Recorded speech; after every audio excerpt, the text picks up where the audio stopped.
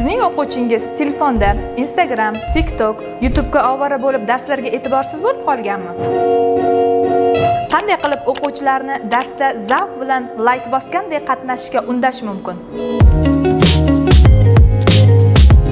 Hozirgi axborot va texnologiyalar asrida o'quvchilarga ularni taqiqlab, oldimizga qo'ygan maqsadga to'laqonli yetib bo'lmaydi.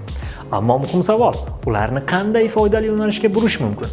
Turli harakatli interaktiv usullar va metodlarni qo'llash va smartfonlarni o'quv jarayonining bir qismiga aylantirish mumkin. Misollarni ko'rib chiqamiz. Xonaning to'rt tomoniga plakatlar ilib, bolalarni tik turgan holatda darsni tashkil etish.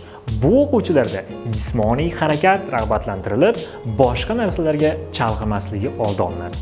Olingan bilimlarni mustahkamlash uchun smartfonlar orqali Kahoot, Bamboozle, Jeopardy Labs kabi platformalar yordamida turli qiziqarli viktorinalar tashkil etishimiz mumkin. Refleksiya bosqichida esa Mentimeter platformasi orqali anonim o'quvchilarning bilimini tizimlashtirishingiz hamda darsning yutuq hamda kamchiliklarini aniqlashingiz mumkin. Unutmang, bugunning bolasi raqamli dunyoda yashaydi. Sinfdan zerikkan ko'zlar emas, porlab turgan nigohlar chiqsin desangiz, albatta sinab ko'ring.